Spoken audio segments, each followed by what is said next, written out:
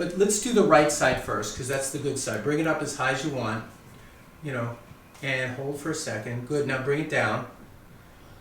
And now bring the left side up. And is that it? Yeah, that's pretty much it. So you'll see there's a big difference. On a scale of 1 to 10, 10 meaning I might even scream, what number would this be? Like a 7 or 8. Okay, 7 or 8.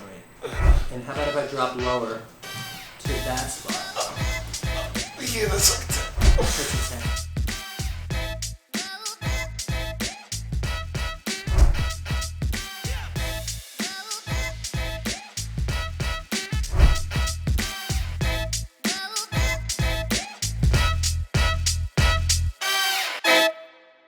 So I have Don here today. Don, what do you want to work on? Well, I've been feeling a lot of discomfort with my shoulders and my lower back, and it's probably from the amount of stress and work that I have to do for my job on a daily basis. So, do you work more on computers or more physical? I do more physical work. I work at a car restoration. Okay, so you're physically doing stuff all day long. All day long. Yeah. Did you play sports as a kid? Yes, I played football, basketball, and I ran track. Okay. Do you still lift weights at all or do anything like that? I try to stay consistent, but it's kind of like here and there. Okay.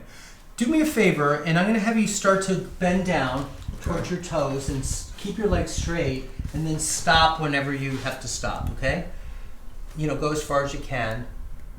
And does that where it gets tight? Yeah. Right okay, back in the middle here? Yeah, right okay. there. And drop your head down, go even a little further. Right there. Okay, so we'll see what that looks like when we're done. Come stand up and turn around to the camera this way and point to where all the way around. Point to where you felt it tight when you just did that. Was it higher, lower? Well, it was lower, but then when you told me to put my head down, it kind of felt like it shifted towards like the middle of my back. Yeah, and more on the right or both sides? Kind of like in the center. Center. Okay, good. Not good that it hurts, but good that you told me. Now lean back. Does it hurt going that direction? Or is it a little bit. Which is worse? Was it going forward Definitely or going back? Okay.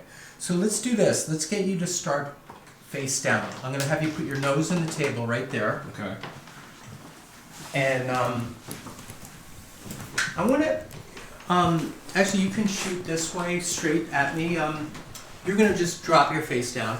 Drop your arms down. And I'm going to have you lift one leg at a time. So you're going to lift this leg all the way in the air. Fly it in the air, even right there, and then put it down. And then do this leg. How does that feel? Is it tight? Yeah. Does one side feel worse than the other? Yes. Which one? The left side feels more difficult. Difficult. Okay. So now we're gonna check the height. So you'll see when you play back the video when you get to watch this. Okay. But I'm kind of here. Look, so you know what I'm doing. Here, pick your face. I'm gonna see which leg comes higher, and I'm gonna hold my hand there and see which side comes up as more. It'll be interesting. Okay. All right. But that's what I'm doing down here. You don't know that because your face is down. But let's do the right side first because that's the good side. Bring it up as high as you want. And hold for a second. Good, now bring it down. And now bring the left side up. And is that it? Yeah, that's pretty much it. So you'll see there's a big difference. So we have to work on that, okay? So remember when I asked you, did it hurt more on the right, more on the left, or central? Yeah. You were feeling more central, but if we go another layer deeper, we see, in fact, it is central, so he's correct, but also we're getting some deficit on the left, or we're getting some dysfunction or weakness, more symptoms on the left. Correct? Yes. Okay. So when a patient says central, they're not wrong. That's exactly, he feels tight everywhere. The whole back feels tight, so that's correct. But then I need more than that if I'm going to fix the problem or begin to fix the problem, where I have to see where is the nerve being irritated? And is it irritating left lateral, right lateral, or in fact truly central? And there could be a central irritation, which would do both sides bilaterally, but then we probably would have seen the legs come up equal. So they're painfully equal to the same height. But the left one was about this much different. And that's enough to start with. Now you could sit at home and go, well, maybe he wasn't trying as hard. Or maybe if he just threw that leg up more deliberately, he would have got it. Yeah, maybe he could have, beat the test if he wanted to. But that's not why we're doing it. We're not doing it, notice I didn't bring out a tape measure. I'm not looking to create data that would hold up under a research project. That's not my goal. My goal is clinically, I'm in the trenches with him today. We're not doing research. We're not publishing this, in some peer-reviewed medical journal. I just need functionally what side is a little tighter. When do you notice it? And then we repeat afterwards and see if we can make a difference. What does this feel like? Now turn your face to this side, so you're going to turn here. And that hurts, right? Yes. So my elbow's on his QL, quadratus lumborum. You could even see the leg flew up in the air when I did that. So when I'm holding this, look at his left foot. Reflexively, that left leg just popped up because he's under stress. So here, shoot this way. And when I hold this point, the leg goes up because he's under stress. And these are the same things that I do. Like if you guys ever watch my animal channel, I have a channel called Animal Cracker where I put up only videos of me working on horses, dogs, chickens, goats, rabbits, and soon even more animals. I know how to adjust giraffes and elephants, but I haven't had a chance to work on any yet. But because the animal can't tell me where they feel pain. Now, Don was easily able to go, yeah, my low back hurts, and this is what I do for a living, and blah, blah, blah. But an animal can't, so I have to look for an animal's leg to go tense, or I have to look for the ears to tell me something, or the tail, or a sigh or of a horse means something. A dog might shake out, they flinch, they move away. And these are all things that give me body language communication with an animal. But what's interesting is the more I work with animals, the more it helps me with humans too, because I can bring that into the work with the humans. So now I'm going to keep working on you, okay? This is a stretching machine. So it's stretching and distracting your lower back. We're opening up some of these segments. I'm going to now go in pretty deep. This will probably hurt a little bit, okay? Okay. So now I'm going to go into that QL. And my goal here is to get that left leg to come up. So I know I've been chatting a lot today. Some people hate when I chat, some people like, so I can't make everybody happy. And I've made over 430 videos by now on this channel. So a lot of them I don't talk as much, but I wanted to share some of these points today. Right here, do you feel that? Yeah. That should kill. On a scale of 1 to 10, 10 meaning I might even scream, what number would this be? Like a 7 or 8. Okay, 7 or 8. And here's sideways. Now I'm coming from lateral to medial. Now what number is that? Around the same. And how about if I drop lower to that spot? Yeah, that's like a 10. That's a 10, okay. One more breath, big breath in. And blow it out. Good. So now we're going to test. Now I haven't even adjusted it yet, that's just muscle work. So I have this great horse teacher that I love. That's been working, he's a master equine massage therapist named Dino, and he's retired, but he's been a great mentor to me. And he always will challenge me. He'll say, if a leg can only come up this high, there has to be a muscle that moves that leg. And so one of the muscles, there's many muscles that move that leg, but one of the muscles that has to contract without pain to bring that leg up high is we feel it through our extensors, and then we feel it through the glute. So I'm going to do the glute next, and the hamstring even tightens. So I have to do this whole kinetic chain down the left leg, because if a leg lifts, a muscle had to move that leg, and that's what my horse teacher always taught me. And when you start thinking that way, then you think, well, that's what I have to do to unravel it. That's what I have to do. I have to find which muscle is restricting the full free range of motion of that leg. And look at this one, John. Do you feel this one right here? Yeah. What number is that one? That's like a 6. Okay, now I'm going to come up. That's like a 7. And keep going. Yeah, like a 7 or 8. And so this is a whole nother part I haven't got to yet. Now I'm on his glute. Here's the piriformis number. It doesn't, I don't feel anything. Okay, that's good. So that's not a problem area. And here's glute medius. Maybe like a 3 or 4. Not bad. So now face down again. We'll get the camera to set up the way it was, and I'm going to come up. I'm going to start on the good leg first. Okay, so bring the good leg up, and then bring it down, and now bring the bad leg up, the left leg up. It touched. Did you see that? What, did you feel that? Yeah. Good. I haven't even adjusted it yet. That's just muscle work. Now you're going to lie on your side facing me to the left. You're going to turn this way. We're going to do a big old adjustment on this spot, and then we're going to really recheck it. Okay. And this video is a little different than some of the other videos because I'm going a little more technical or explaining more, but I want people to see sometimes once in a while. I mean, I put up a lot of videos. He's going to have plenty of good cracks, don't get me wrong, but I also want you to see what I'm thinking. And what I was thinking is what muscle would be involved in the inability for his leg to float up as high on the left as it did on his right.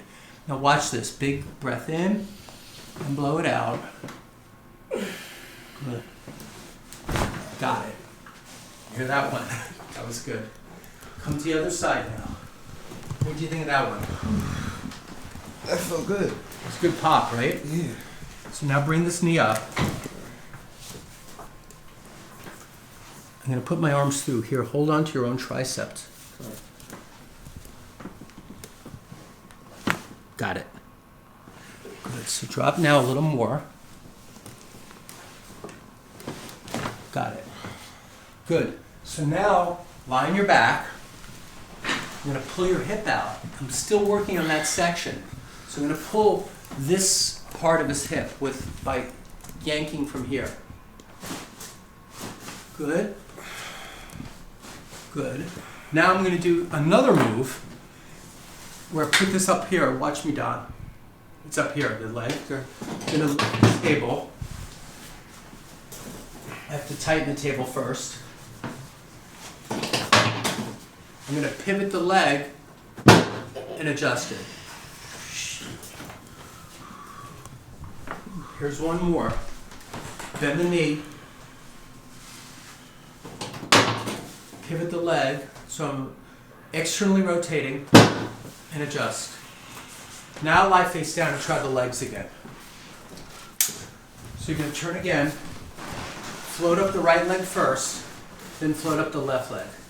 So bring the right leg up as high as you can. Go. Good, and put it down. And now do the left leg. Float it up, go. Good, and down.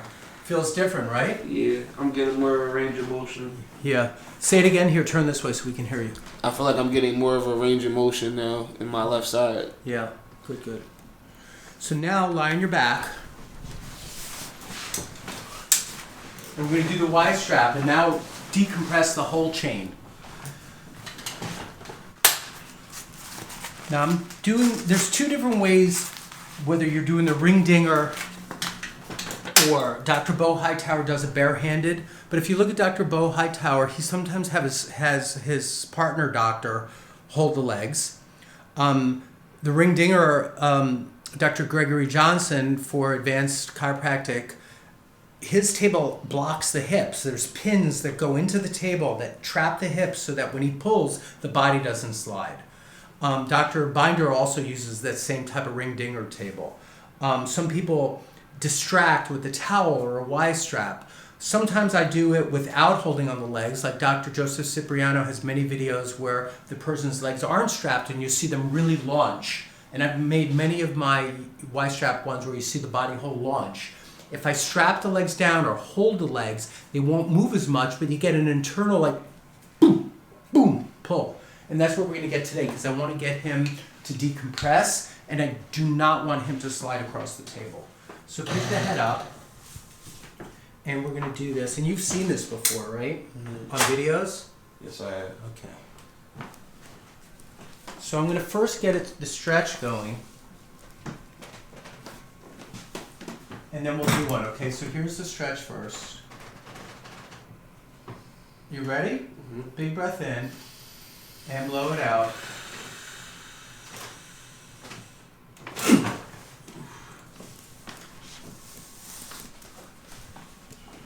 What did you think of that? Whew. It was I was nervous at first, but you know, it always feels good after it's done. Yeah. Did you feel it pop at a certain part of the body? Yeah, I felt it like around my jaw Mhm. and like I guess like the back portion of my neck on both sides. Okay. So there's more. I'm gonna come in here now.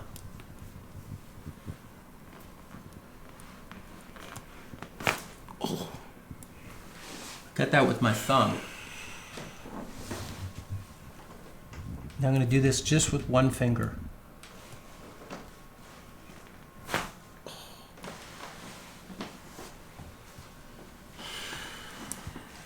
Those you felt.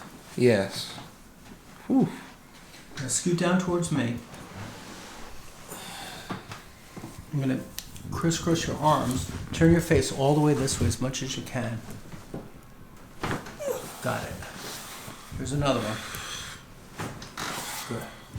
Let's check your wrists.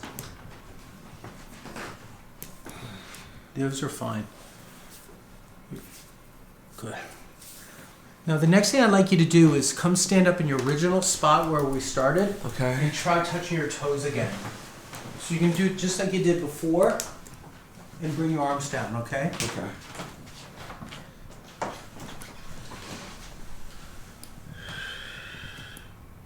When was the last time you touched your toes?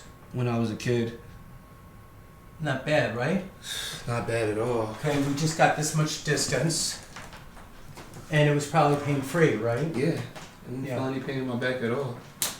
Okay. And that's why today was more of a technical adjustment, where I explained a lot of the technical, but he's a young man, and I had a feeling the reason he wasn't touching his toes was because of, compression in his spine.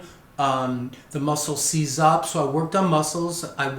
Which the muscles are the things that move the bone. I worked on releasing the nerve pressure and the decompression. We did Y-strap. We did a whole array of things to give. Here, let's do it one more time. Come back down now, and you can just do it loosey-goosey. Just go right down. Beautiful. What do you think of that? Tell us how you feel now. Oh, I feel great. I haven't felt this good in a while, to be honest.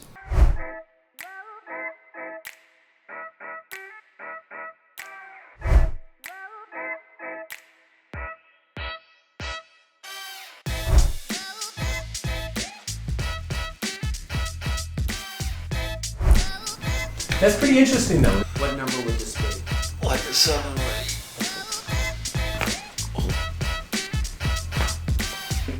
Big breath in.